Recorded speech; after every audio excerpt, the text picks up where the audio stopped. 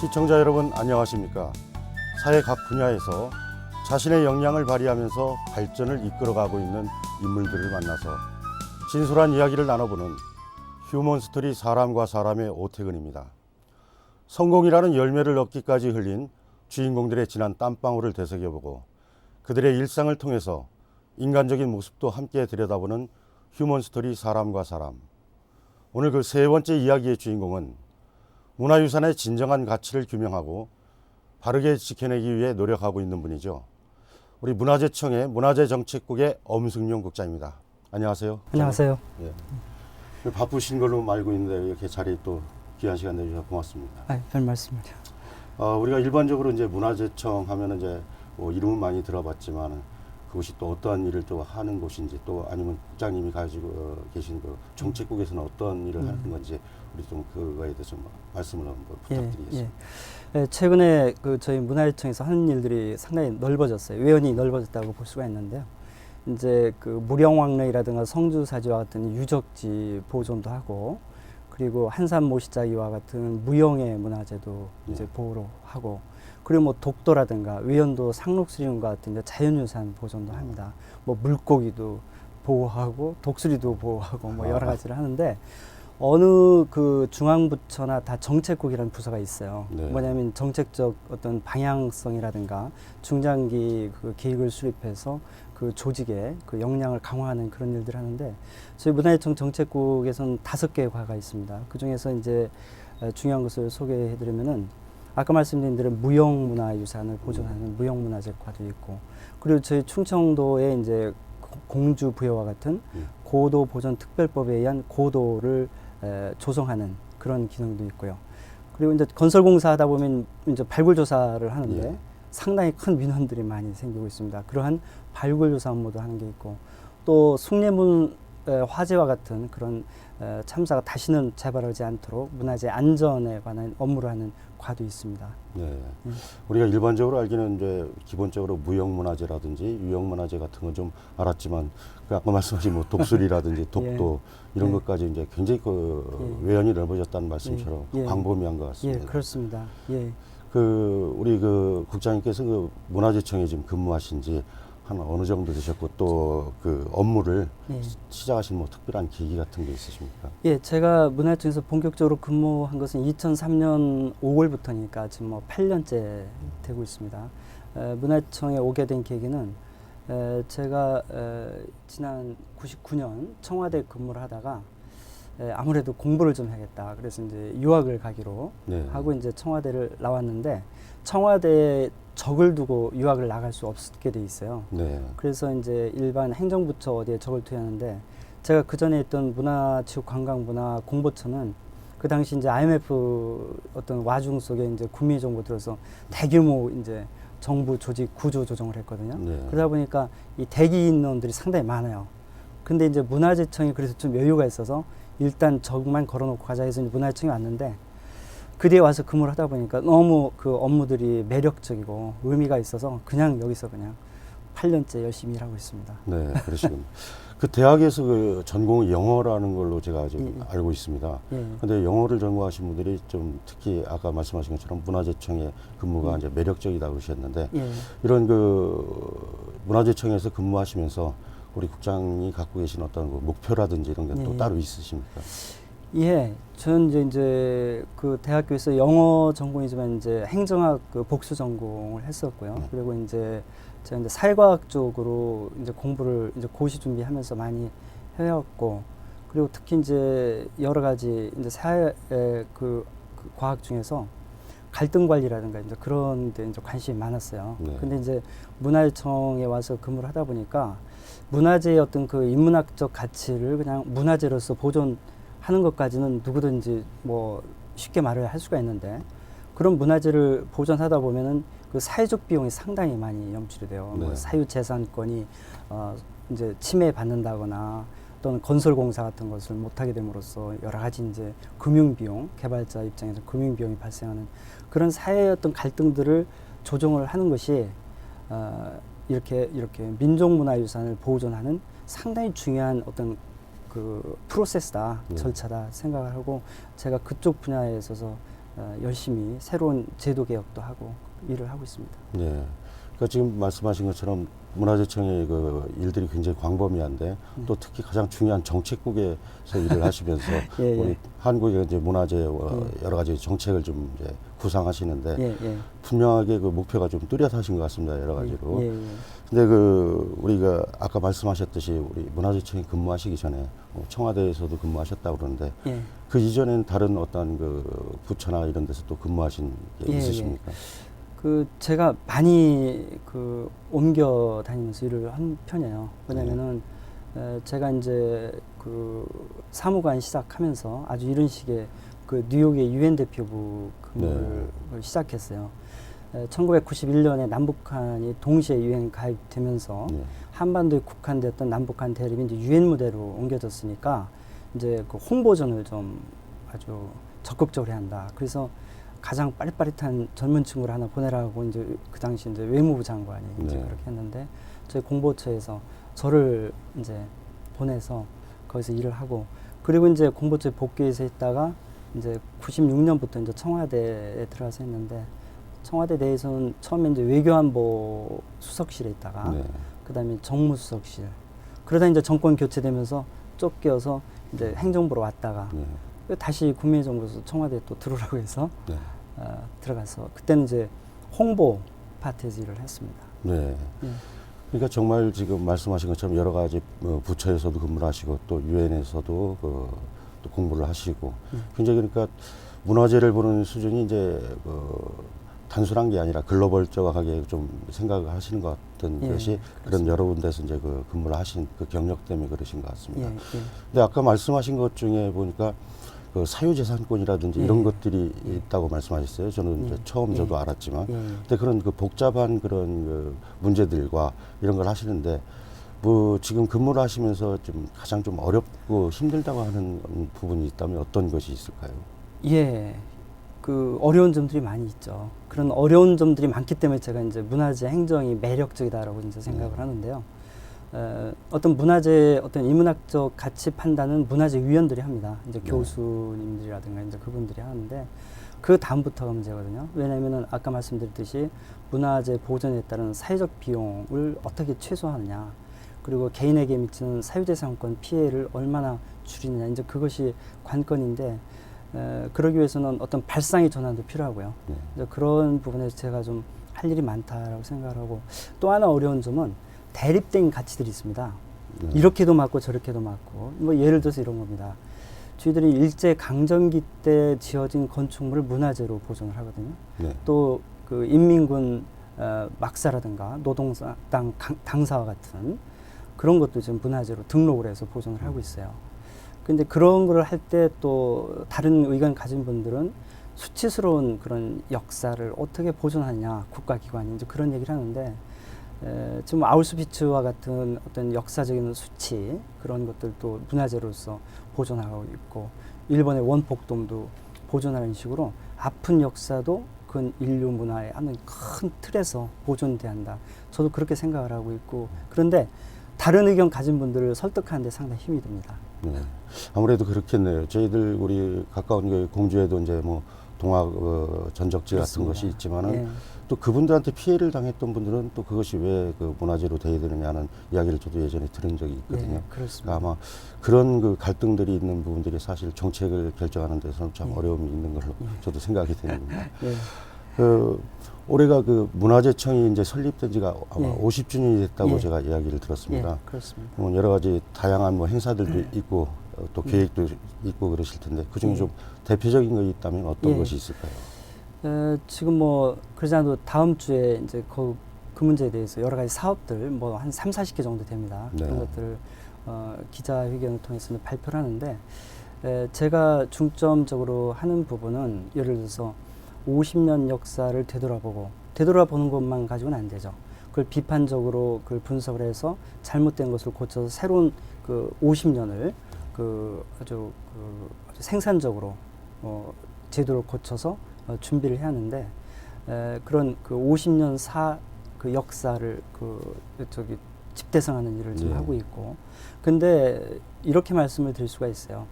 지금 1961년도에 이제 문화재청이 이제 발족이 돼서 그 당시엔 문화재 관리국이죠. 예. 그래서 왔는데 그동안 경제 성장 측면에서 어떤 괄목한 어떤 발전이 있었고, 그리고 정치적으로 민주화가 되고, 그리고 사회는 다원화 어떤 그 되고, 그리고 지방자치단체와 같은 어떤 지방화도 이루어지고, 이 정책 환경은 상당히 많이 변했다 이거죠. 그렇지만 그 문화재 보존 틀이 그렇게 많이 변하지가 않았어요. 그래서 저희 문화재 50주년 기념 사업 중에서 가장 중요한 것이 지난 50년을 비판적으로 되돌아보고 새로운 50년에 뭘 할 것이냐, 그런 그 합리적인 방안을 찾는 그것이 가장 저한테 주어진 큰 일이라고 생각을 합니다. 아무래도 지금 우리 문화재청 61년도에 이제 설립이 돼서 지금 50주년이 되는 가장 중요한 시기에 그동안에 또 사회적으로 굉장히 많은 우리 사건이 있었고 문제들이 많이 있었던 부분들이 있었지 않습니까? 그 부분들에 대한 것의 평가라든지 아니면 또 이것을 앞으로 50년 뒤에 어떻게 이제 우리가 집대성에서 나가느냐 이런 말씀하셨는데 정말 좀 굉장히 중요한 자리에서 그 역사적인 일을 좀 하고 계시는 걸로 제가 좀 생각이 됩니다. 예, 감사합니다. 이거는 좀 아까도 서두에 잠깐 말씀을 해주셨지만 우리 숭례문 그 사건 문제 이런 것들이 좀 안타까운 일이 좀 있었지 않습니까?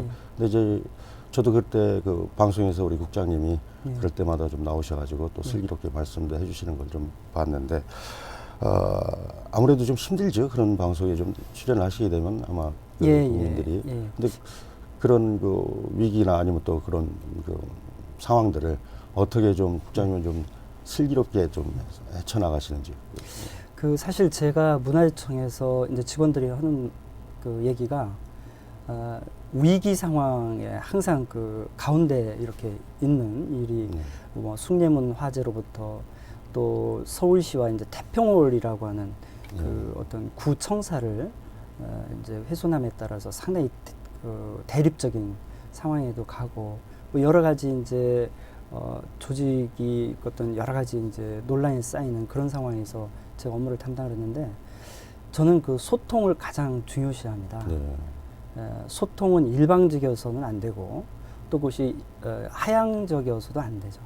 양방향하고 그리고 밑으로부터 위로 또는 위에서 밑으로 모든 방향성이 조화롭게 이루어져 가지고 귀를 크게 열고 많이 듣고 그리고 가슴을 열고 토론을 하고 그리고 서로 함께 참여를 하는 그 분위기를 조정해 갖고 어떤 피아가 하나가 돼서 어떤 사회에 그 당면한 어떤 문제를 함께 풀어가야 한다. 그런 정신으로 해서 그 이해 당사자들하고 그냥 같이 마음을 열어놓고 소통을 하니까 해결책이 나오고 그 해결책이 결국은 합리적인 대안이 돼 왔습니다. 근무하시면서도 지금 그렇게 어려운 부분들이 있었는데 그것을 해결해 나가는 가장 큰 좋은 방법이 소통이라고 지금 말씀을 하셨는데 아마 그게 정답일 것 같습니다. 그 문제뿐만이 아니라 우리 사회의 모든 문제들이 서로가 대립각을 세우고 있을 때 소통이 된다면 그건 정말 자연스럽게 물 흐르듯이 풀릴 것인데 아마 국장님이 가지고 계신 생각이 바로 그런 소통으로서 여러 가지 어려움을 좀 헤쳐나가셨다. 그런 말씀으로 제가 좀 이해가 됩니다. 감사합니다. 지금까지 오늘 주인공인 그 엄승용 국장이 또 공직에 입문하게 된 계기에서부터 우리 문화재청의 주요 활동과 사업 등에 대한 여러 가지 이야기를 좀 나눠봤습니다. 그럼 잠시 쉬어가는 의미에서 저희가 엄승용 국장의 일상을 좀 화면에 담아 준비했는데요. 함께 보신 후에 다음 이야기 나눠보시겠습니다. 문화재청이 있는 정부 대전청사. 문화재 정책국장실에서는 이른 아침부터 회의가 열린다. 사이어크가 뭔지 모르잖아. 국장님만 아실 것 같은데 좀 설명을 해주셔야 될 것 같은데. 회의를 주재한 엄승용 국장. 사이어크가 뭐냐면 이제 워커홀릭이라 불릴 정도로 넘치는 엄 국장의 열정은 부하 직원들에게도 자연스레 전해진다. 그지? 어수민 씨도 공부 많이 했잖아. 저희 국장님요 정말 한마디로 워커홀릭이세요. 정말 이 어찌나 그 일을 많이 주문하시고 또 본인이 직접 다 하시는지 저희 직원들 같은 경우 그걸 감당을 못할 정도인데 그럼에도 불구하고 좋은 건 직접 다 챙겨주신다는 거죠. 그래서 일하기는 힘들지만 보람도 있고 재미도 있고 그렇습니다. 네.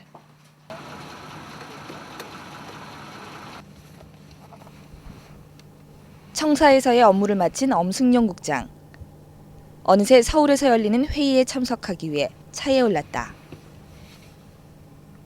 하지만 운전석에 앉자마자 태블릿 PC 삼매경에 빠진다.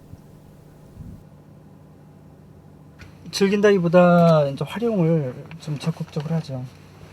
우리 정책국 직원들끼리 그룹을 만들어서 서로 의견들이라든가 보고사항들을 서로 공유하는 그런 걸 만들었어요.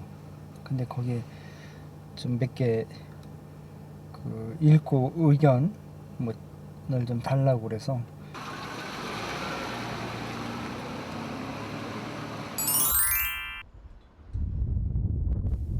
지난 2008년 방화에 의해 화마에 휩싸였던 국보 1호 숭례문. 그날 이후 이미 수십 번도 넘게 찾았던 곳이지만 아직도 이곳에 오면 엄승용 국장은 가슴 한켠이 저려온다.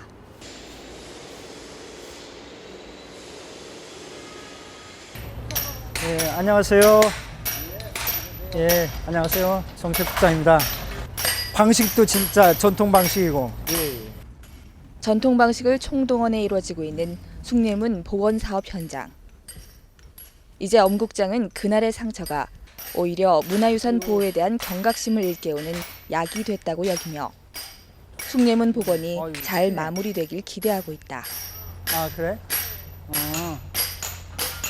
2008년 내가 문화유산국장 당시 화재 났을 때는 이제 화재 잔해들로 아주 처참하게 아주 볼 수 없을 정도로 가슴이 아픈 그런 장면이었는데 지금 보니까 아주 그 정리 정돈이 잘 되고 부재들도 이렇게 이제 쓸 수 있는 것도 이렇게 질서정연하게 잘 정리되고 그러니까 참 좋은 것 같아요.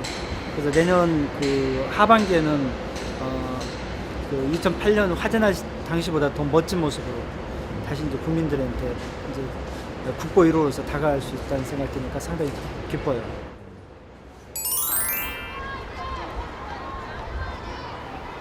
국립중앙박물관과 국제박물관협의회 한국위원회가 마련한 국제학술 세미나에 참석한 엄승용 국장.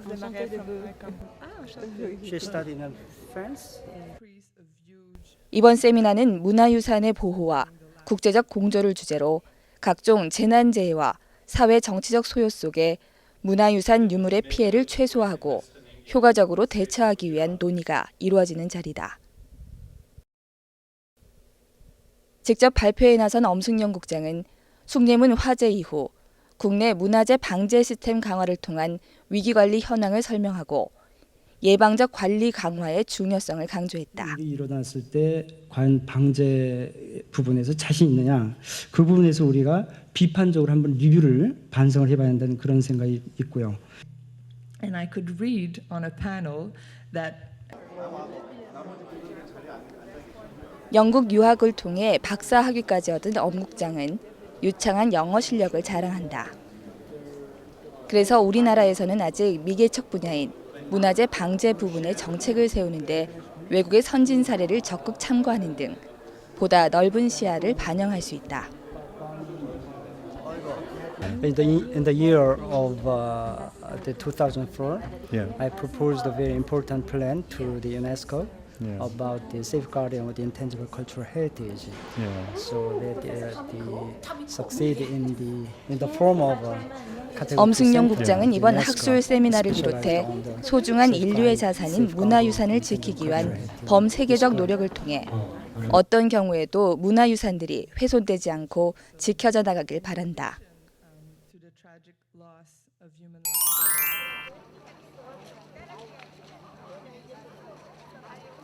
고향 방문길에도 엄승용 국장의 일중독 기질은 멈추질 않는다. 이미 많은 사람들의 발길이 찾고 있는 갈매못 성지에서도 역사적 의미와 문화유적지로서의 중요성을 잊지 않는다. 요즘 국민들이 외교장각 도서 297권의 의궤와 같은 중요한 문화재가 이제 들어오는 게 관심이 많은데요. 바로 이곳이 바로 그 외교장각 도서와 관계가 밀접합니다. 병인박해가 여기서 이루어지는데 그 병인박해로 인해서 병인양요가 이루어지고 병인양요 때 침입한 프랑스 군대가 이런 그 강화도 외교장각이 있는 도서를 강탈해 갔기 때문입니다. 이 갈매문성지가 이러한 어떤 그 영적인 중요성, 상징성이 있기 때문에 보다 많은 사람들이 이 갈매문성지의 어떤 중요성 이런 것들을 좀 공유를 좀 했으면 좋겠어요. 그래서 보령도 좀 많이 찾아오고 이런 외교장각 도서와 어떤 국제적인 관심거리하고도 연관해 가지고 이런 곳에 그 역사적, 종교적 그 아주 중요한 스토리가 있구나 이런 것들을 많이 좀 공유 좀 했으면 좋겠다 그런 생각이 듭니다.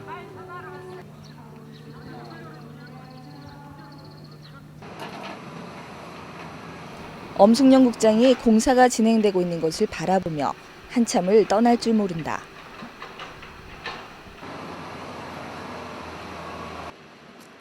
그의 발길이 닿은 곳은 바로 충청 수영성.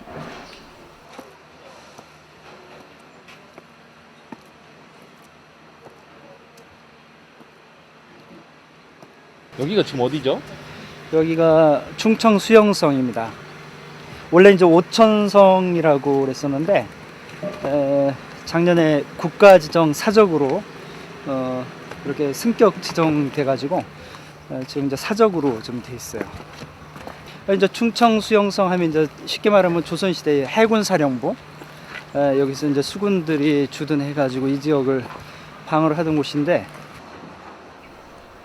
충청 수영성의 역사적 가치가 제대로 인정되지 못하고 묻혀 있던 것이 안타까웠던 엄 국장. 다행히 지난해 국가 지정 사적으로 승격되면서 유적으로서의 가치가 재발견될 것이라는 기대로 가슴 한켠이 뿌듯하다.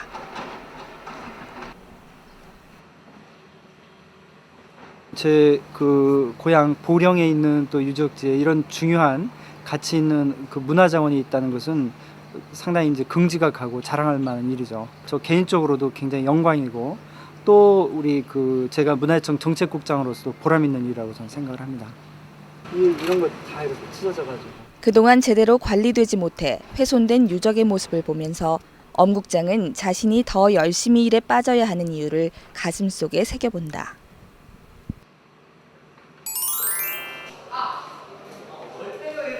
엄승용 국장이 모교를 찾았다. 40여 년 전 어린 엄승용이 꿈을 키웠던 학교.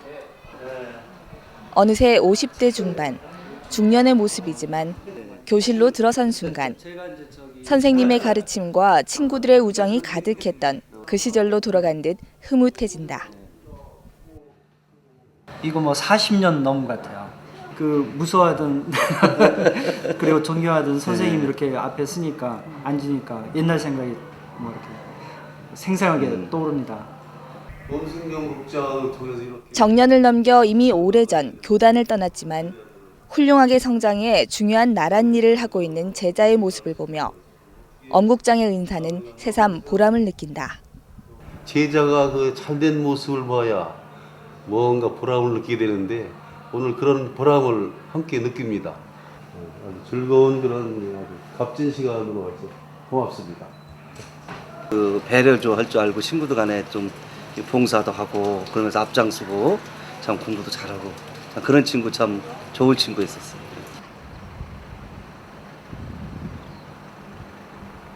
학생 엄승용이 꿈을 키우며 학업에 열중했던 즐겁고 그리운 추억이 있는 모교. 그래서 학교를 찾을 때면 엄 국장은 교장 선생님과 학교 발전에 대한 이야기를 나누기에 여념이 없다. 아주 좋더라고요. 치신소재로 했는데 아주 수학 박사. 학교를 대표해 과학 탐구 대회에 참가하게 된 후배들과 만난 자리. 학교를 빛낸 졸업생이자 선배로서 엄 국장은 나라의 인재로 커나갈 무한한 가능성을 지닌 후배들에게 격려와 응원을 아끼지 않는다. 좋은 성적 거둬서 교장 선생님도 기쁘게 해드리고 그리고 우리 대청고등학교 명예롭게 해주기 바랍니다. 우리 모교를 사랑하는 또 후배를 아끼는 그러한 아주 그 훌륭한 생각을 가진 그러한 동문이십니다. 앞으로 우리 학생들에게 큰 그 본보기가 되고 나아가서 우리 학생들이 큰 자부심과 긍지를 갖고 세계로 뻗어나가는 그러한 큰 그 힘이 될 것입니다.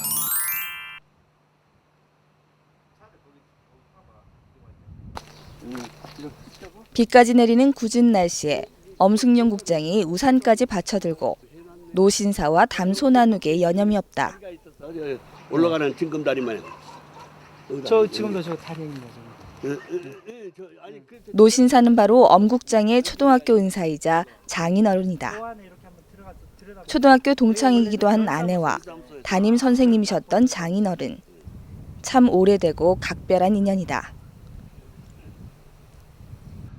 그야말로 신사임당 못지않는 그런 그 훌륭한 어머니를 두었기에 오늘날 그래도 이와 같이 존재를 일컫게 된 거예요.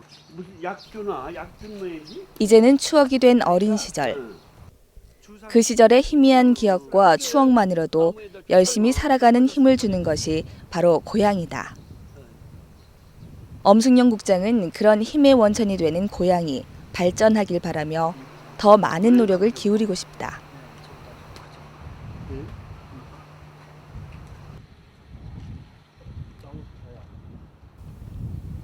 엄 국장에게 고향이 더 특별한 이유, 바로 어머니가 잠들어 계시기 때문이다. 끝이 없을 것 같은 사랑과 더불어 엄한 훈육으로 자신을 바르게 키워주신 어머니. 이곳에 오면 어머니의 그 사랑이 아직도 가슴 속으로 느껴진다.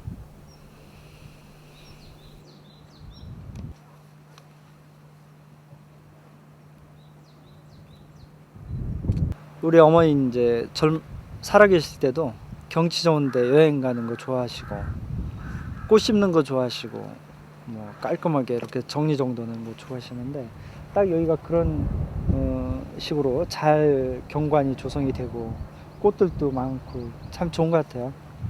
어머니 그 저희 가족 더 이렇게 행복하게 살 수 있도록 그래서 어머니 이렇게 잊지 않고 함께 살 수 있도록 도와주시고 그리고 제가 좀 더 사회생활을 할 때 어머니 힘을 받아서 강건해질 수 있도록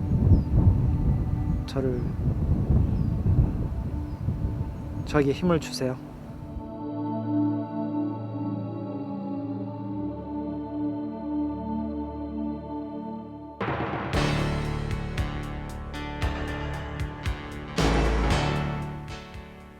시간의 흐름 속에 어느새 낡고 빛이 바랜 사진들. 하지만 빛바랜 사진과 함께 고이고이 가슴 속에 남은 추억들은 언제나 그가 열정적으로 살아가는 힘이 되어주고 있다. 먼 훗날 최선을 다해 살아가는 지금의 모습이 흐뭇한 미소를 지으며 추억을 이야기할 가슴 속 사진으로 남을 것을 알기에 흐르는 땀방울에 가슴 벅찬 기쁨이 고인다. 우리 문화재 지키기에 빠져 살고 있는 엄승용 국장. 엄 국장은 작은 시골 소년이 문화유산을 지키는 인물로 성장할 수 있었던 뒤에는 무한한 사랑으로 키워주셨던 어머니와 그 온기를 그대로 담고 있는 고향이 있었기에 가능하다는 것을 가슴속에 새기며 살아간다. 그래서 오늘도 어머니와 고향에 대한 향수를 가슴에 담아 더 큰 열정으로 키워나가며 앞으로도 그 노력과 사랑이 헛되지 않도록 달려나갈 것이다.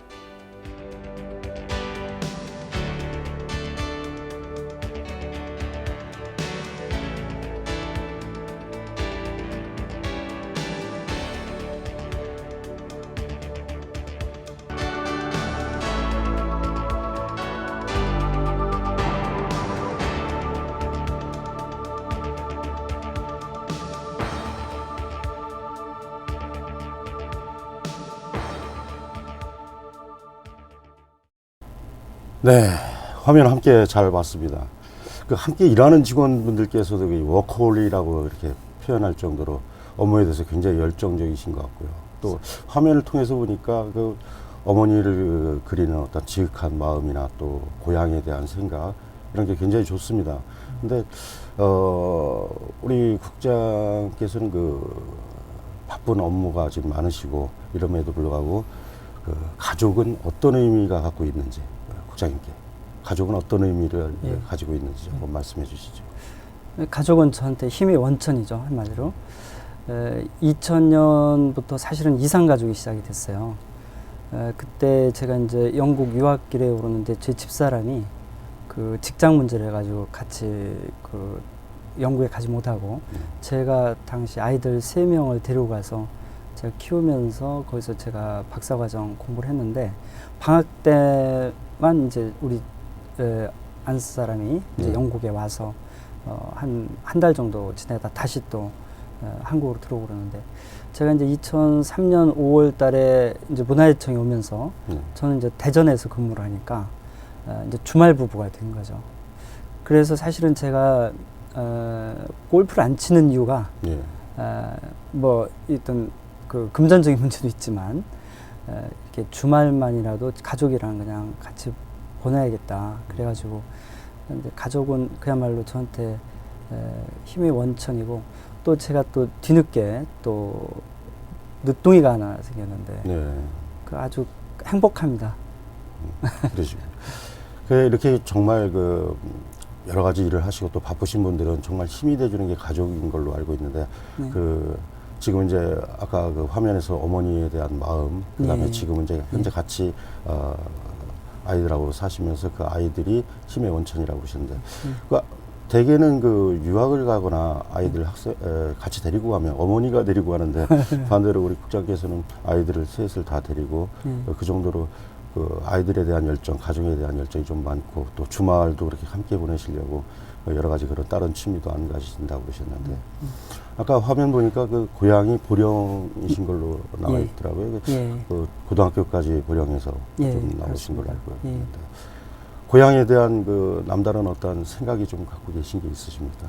예, 제가 뭐 인생 그 20년을 이제 고향에서 머물면서 사실 고향에서 머물렀던 것은 어머니 이제 혼자 계셨기 때문에 적어도 이제 고등학교 과정까지 같이 이제 있어야겠다 해서 그렇게 했지만 그게 굉장히 그 추억들이 많습니다.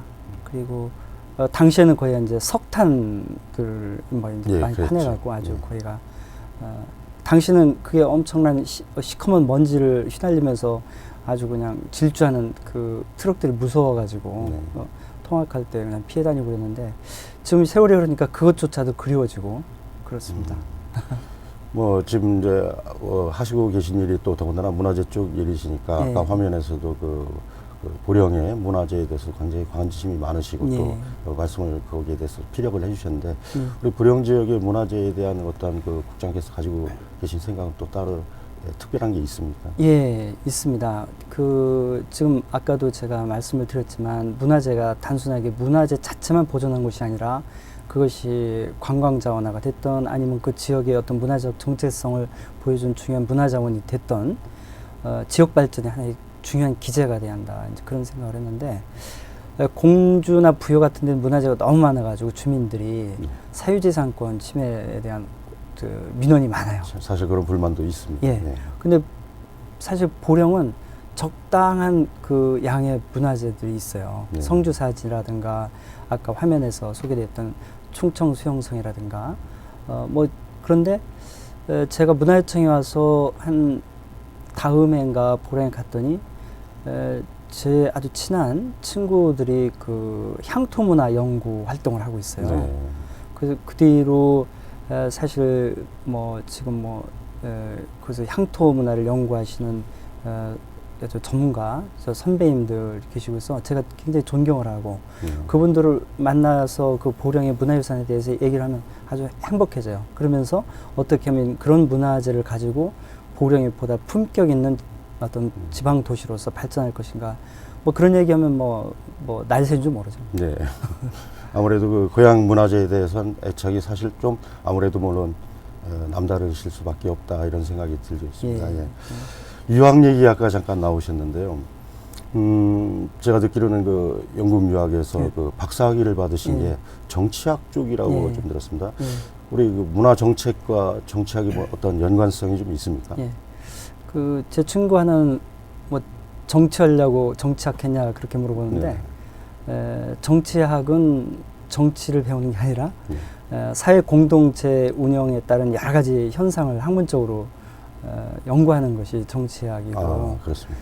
그래서 제가 보는 것은 이제 그 여러 부분에서 다 쓰일 수가 있는 거예요. 그러니까 문화재뿐만 아니라 여러 가지 경제적인 문제, 어떤 보건, 교육 모든 부분에서 네. 사회 구성원들의 그 의견을 모아서 어떤 방향을 정하고 그리고 그리로 어떤 자원들을 결집해서 이제 밀고 나갈 때 그것이 네. 바로 이제 정치라고 볼 수 있는데 제가 이제 문화재 행정에서 바로 그러한 그 사회과학적인 어떤 지식들을 많이 적용을 하려고 합니다. 그래서 제가 재작년에 문화유산 정책 학회를 만들었어요. 네. 지금까지 문화재 그 정책에서는 역사라든가 고고학, 인문 분야에 연구하신 분들만 주로 이제 관여하셨는데 저는 그게뿐만 아니라 경제학, 정치학, 도시계획 등 광범위한 네. 분야의 어떤 전문가들이 모여서 이러한 그 문화재 보존에 따른 사회적 비용을 어떻게 줄이느냐, 또 사유재산 침해를 어떻게 보상하느냐, 이제 그런 문제를 연구를 하기 때문에 제가 정치학 공부한 것이 많이 좀 활용 가치가 있습니다. 이렇게 말씀을 해주시니까 저희가 좀 이해가 좀 쉽지요. 일반적으로 문화하고 정치하고는 무슨 관련이 있나 이러는데 네. 사실 저희들 그 예술하는 사람들도 사실은 그 기술적인 부분도 있지만 가장 많이 중요시 여기는 게 인문학 쪽이거든요. 인문학이 기본 토대가 돼야 예술도 좀 할 수 있다고 그러는데 그런 거하고 같이 연관성이 있는 말씀인 것 같습니다. 그렇습니다. 그 2003년도에 그 유학을 마치시고요. 아마 제가 책을 발간하신 걸로 좀 알고 있습니다. 그 어떤 내용이고 어떤 그 제목인지 책에 대해서 한번 말씀해 주시죠. 그 책 제목은 이제 얘들아 영어만 배우지 말고 코스모폴리탄이 되렴이라고. 물론 이제 그 출판사에서 정했어요. 그 계약서상에 그 책 제목은 저자가 정해서는 안 되고 출판사에서 정한다. 딱 그렇게 돼가지고 저는 뭐 거기에 대해서 아무 권한이 없었는데요. 제가 이제 박사 과정을 마치고 그 두 가지 중에 하나를 선택했어요. 하나는 박사학위 논문을 그냥 한국에 들어오기 전에 마치느냐, 아니면 제가 아이들을 거기서 키우면서 있었던 여러 가지 에피소드를 이제 기록을 해서 그러한 것을 아이들한테 선물하는 그런 일을 할 것이냐. 그런 두 가지 그 선택사항 중에서 뭐 박사학위 논문은 좀 미뤘다 해도 되고 그것 때문에 좀 늦어지긴 했지만 제가 이제 그 아이들과의 어떤 생활 중에 있었던 그 에피소드를 묶었는데 그 책의 기본적인 골자는 그겁니다. 그 대개들 영어 조기 유학을 떠나죠. 뭐 기러기 아빠도 있고 뭐 이제 그런데 저는 그 조기 유학, 그 어렸을 때 아이들 데리고 해외에 가는 것을 그 어학만 배우는 것으로 국한되는 것은 반대다. 그런 저희 관점을 이 책에다 다 그 피력을 한 겁니다. 뭐냐면은 저는 아이들을 데리고 외국 생활하는 것은 상당히 긍정적이다. 그렇지만 그 어학뿐만 아니라 문화적 감수성이라든가 포용성, 그리고 외국에서 살다 보면, 국내에서 살다 보면 우리가 한국인이라는 걸 잘 모르는데 외국에서 살다가 뭐 영어권의 다른 그 사람들과 이렇게 어울리다 보면 나는 한국인이지.